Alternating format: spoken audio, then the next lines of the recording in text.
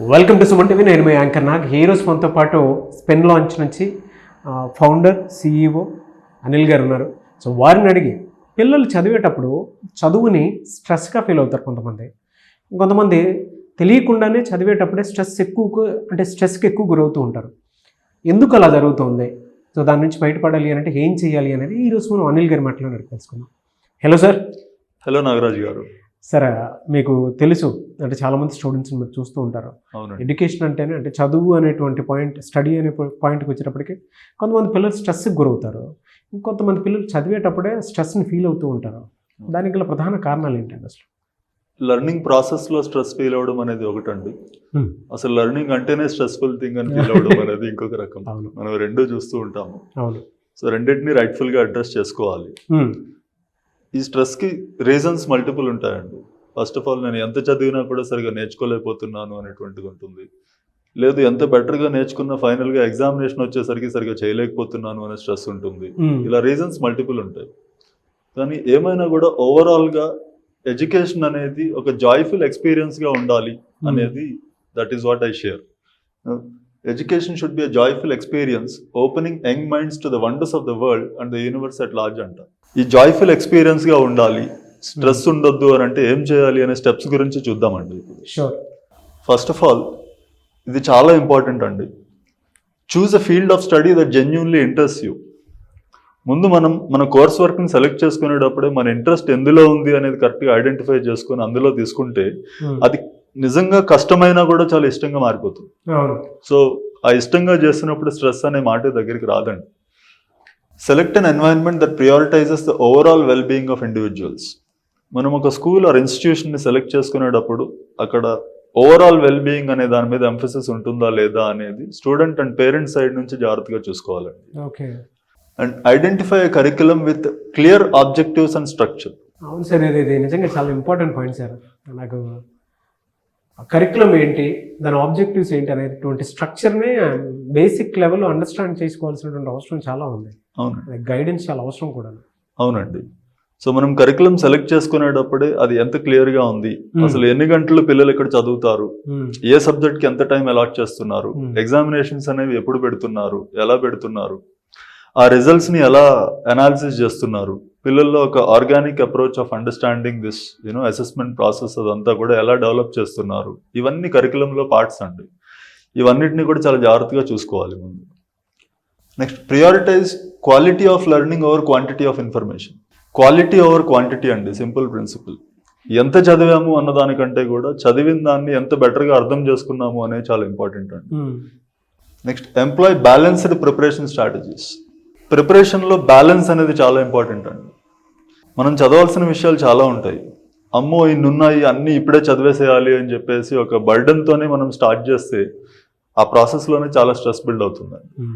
So ఏది ఏ టైంలో చదవాలి, ఎంతసేపు చదవాలి, మధ్యలో ఎక్కడ బ్రేక్స్ తీసుకోవాలి, ఇవన్నీ కూడా చాలా ఇంపార్టెంట్ అండి. Compete without comparing your self to others. చాలా వ్యాలిడ్ పాయింట్ అండి ఇది. పిల్లలు ఏం చేస్తారనంటే కాంపిటీషన్ వరల్డ్ కదా, నాకంటే వాళ్ళు బాగా చదువుతున్నారు, వీళ్ళు బాగా చదువుతున్నారు అనేటువంటి ఒక్కొక్క డైలమాలో ఉంటారు. అది కూడా పిల్లడి మానసిక స్థితి మీద బలంగా దెబ్బతీసేలా చేస్తుంది. అవునండి. సో ఎప్పుడూ కూడా పక్కన వాళ్ళతో కంపేర్ చేసుకోకూడదు. పక్కనతో కంపేర్ చేసుకుంటే కంపీట్ అవ్వాలండి, అది తప్పులేదు. కానీ ఆ కంపారిజన్ అనేది చాలా పెద్ద మంచిది కాదండి. హెల్తీ కాంపిటీషన్ అనేది ఇంపార్టెంట్. మీరు చెప్పినట్టు పేరెంట్స్ సైడ్ నుంచి కూడా ఈ విషయంలో చాలా సపోర్ట్ ఇవ్వాలండి. యూనో మన ఫ్యామిలీలోనే, రిలేటివ్స్ లోనే చాలా మంది ఉంటారు, వాళ్ళు ఇలా చేశారు, అలా చేశారు, వాళ్ళు ఈ ర్యాంక్ తెచ్చుకున్నారు, ఆ ర్యాంక్ తెచ్చుకున్నారు. ఆ కంపారిజన్ అనేది కరెక్ట్ కాదండి.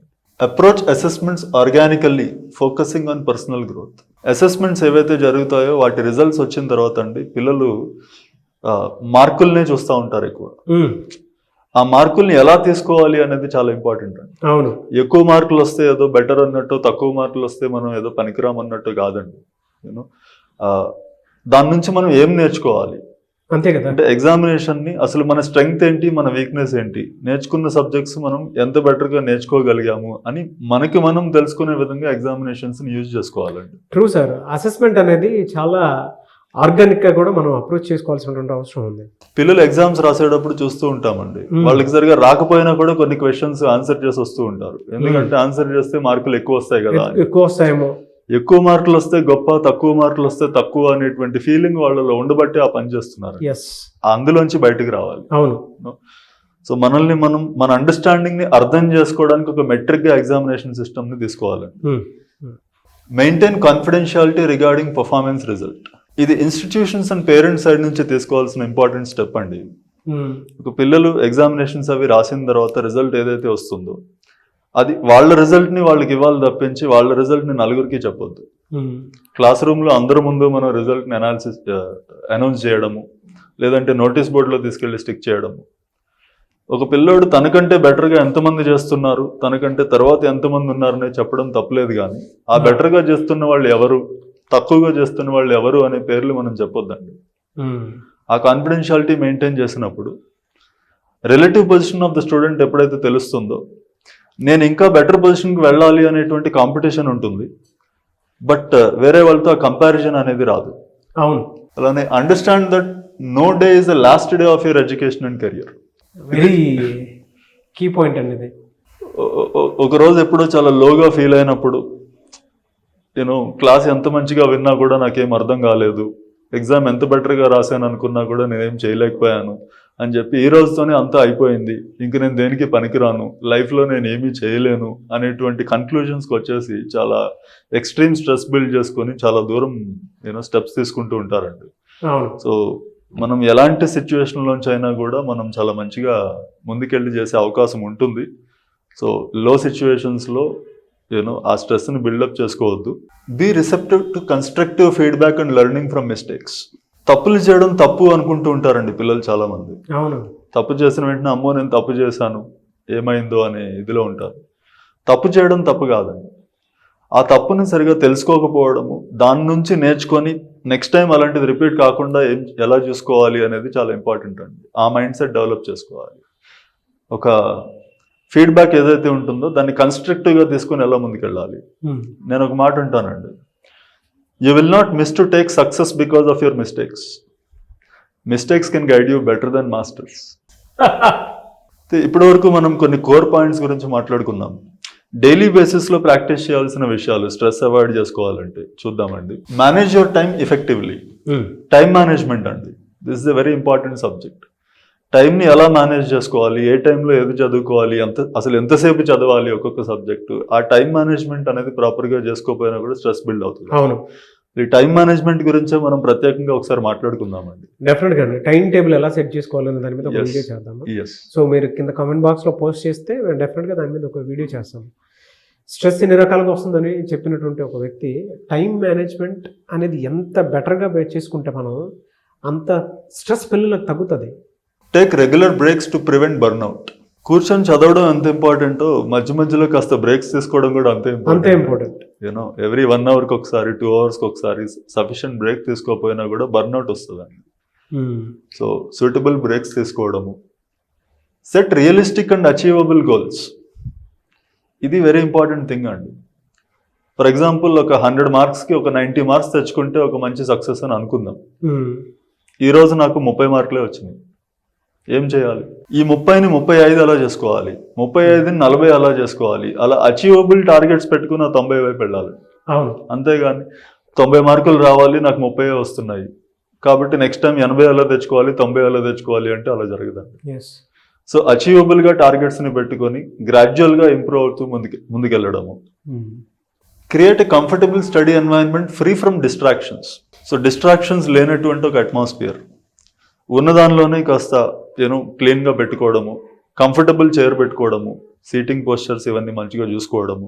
ట్రూ అండి. అంటే మనకి పిల్లల్లో అంటే నేను స్టూడెంట్ పాయింట్ ఆఫ్ వ్యూ నుంచి ఉన్నప్పుడు కూడా ఎక్కువ స్ట్రెస్కి గురవకుండా ఉండాలి అని అంటే మేజర్ రోల్ ఏదైనా ఉంటుంది అని అంటే ఎన్విరాన్మెంట్ని చాలా ఫ్రీగా ఉంచుకోవటం, డిస్ట్రాక్షన్స్ లేకుండా. లేదు అని అంటే మనం చదివేటప్పుడు బయట నుంచి వచ్చేటువంటి ఎక్స్టర్నల్ ఫ్యాక్టర్స్ మనల్ని చాలా డిస్టర్బ్ చేస్తూ ఉంటాయి. దానివల్ల కూడా చాలా దెబ్బతింటాం. Very valid point. అంటే స్ట్రెస్ని మనం కొంచెం వచ్చేటువంటి చిన్న చిన్న స్ట్రెస్ అయినా సరే దూరం చేసుకుని చదవాలి అని అంటే ఎన్విరాన్మెంట్ చాలా బాగుండాలి. అన్ఫార్చునేట్లీ ఈరోజు కార్పొరేట్ ప్రపంచంలో అది ఎక్కడ కనిపించదు మనకి. స్కూల్స్ అండ్ కాలేజెస్ కూడా మెయిన్ రోడ్ మీదే ఉంటాయి, ట్రాఫిక్ అంతా మన లోపలే ఉంటుంది. అవును. Prioritise self care activities such as exercise, sleep and relaxation. Yes. ఇది చాలా ఇంపార్టెంట్ అండి. మనం చేయాల్సిన పనులు, చదవాల్సిన సబ్జెక్ట్స్ అవి ఎన్ని ఉన్నా కూడా sufficient amount of sleep and relaxation అనేది లేకపోతే ఎంత చేసినా కూడా దానివల్ల సరైన ప్రయోజనం రాదండి. అవును. సో సెల్ఫ్ కేర్ కి చాలా ఇంపార్టెన్స్ ఇవ్వాలి. సో మీకు మీరు ఎక్సర్సైజ్ చేసే టైం అయినా సరే, పడుకునేటువంటి టైం అయినా సరే, సో మీ పిల్లలకి అది దొరుకుతుందా లేదా అనేది మాత్రం చూసుకోండి. ఒక సఫిషియంట్ టైం అయితే డెఫినెట్గా కావాలి. Participate in couple of sports and activities. చదువు ఎంత ఇంపార్టెంటో కాస్త స్పోర్ట్స్ అండ్ యాక్టివిటీస్ ఉండడం కూడా అంతే ఇంపార్టెంట్ అండి. స్పోర్ట్స్ అండ్ యాక్టివిటీస్ అనేవి ఎడ్యుకేషన్ నుంచి డిస్ట్రాక్ట్ చేస్తాయి అనేటువంటి నోషన్ కరెక్ట్ కాదండి. ఇన్ఫాక్ట్ ఇవన్నీ కలిస్తేనే ఎడ్యుకేషన్ అంటాను. Inculcate sportiveness and comeback mind set. Sportiveness అండి, ఒకవేళ ఇప్పుడు ఏదైనా సరిగా నేను చేయలేకపోయాను అని అంటే కనుక, లేదు దీనికి అవసరమైనటువంటి ఎఫర్ట్ నేను పెడతాను, నెక్స్ట్ టైం నేను ఇంకా బెటర్గా చేస్తాను అనేటువంటి ఒక sportive mind set, active mind set అనేది మనకు ఉండాలండి. True sir. అదే స్పోర్టివ్నెస్ కమ్బ్యాక్ మైండ్ సెట్ మాత్రం పిల్లలకు డెఫినెట్గా నేర్పించాల్సిన అవసరం. అది అక్కడితోనే అయిపోలేదు బాబు, కొంచెం ఉంది. Education is a learning process, continuous learning process అనేటువంటి విషయం మనం చెప్పాలి. ప్రతిరోజు ఒకలా ఉండదు. నేను ఒక సందర్భంలో సరిగా చేయలేకపోవచ్చు, లేదు నెక్స్ట్ టైం నేను ఇంకా బెటర్గా చేస్తాను. To fall is not same as to fail అంటాను.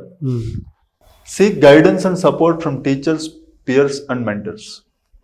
This is another very important thing అండి. అవసరం అయినప్పుడు asking for the right kind of a help from the right people. Help అడగడం అనేది ఒక సైన్ ఆఫ్ వీక్నెస్ అనుకుంటారండి స్టూడెంట్స్ కానీ చాలా మంది. మనం కూడా ఒక హెల్ప్ అడగడం అనేది వీక్నెస్ అనుకుంటాం, కానీ asking for help when it is needed, it is a great strength అండి. అవును. So believe in your core strengths and abilities. ఒక సబ్జెక్ట్లోనో ఒక విషయంలోనో మనం సరిగా చేయలేకపోయినా కూడా మన స్ట్రాంగ్ ఏరియాస్ కూడా చాలా ఉంటాయండి. ఆ వీక్ ఏరియానే మొత్తం అంతా కాదు. అసలు మన స్ట్రెంగ్త్ ఎక్కడుంది, మన ఎబిలిటీ ఎక్కడుంది అనేది మనం గుర్తు చేసుకొని ముందుకెళ్ళాలండి.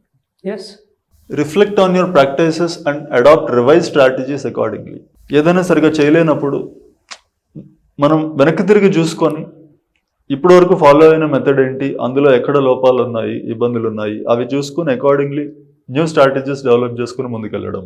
ఫ్యాంటాస్టిక్ నాలెడ్జ్ అనిల్ గారు, నిజంగా వెరీ డీటెయిలింగ్ అండి. స్కూల్లో కనుక ఈ వీడియోని ఒక 2 times ఎవరికైనా పిల్లల్లో కనుక ప్లే చేసి లేదా టీచర్స్ కనుక చూసినా చాలా చేంజెస్ తీసుకురావచ్చు. అంత detail and keen observation knowledge. Thank you sir, thank you so much. So చాలామంది స్పిన్ లాంచ్లోకి జాయిన్ అవ్వాలి అనుకున్నటువంటి వాళ్ళు ఉంటారు.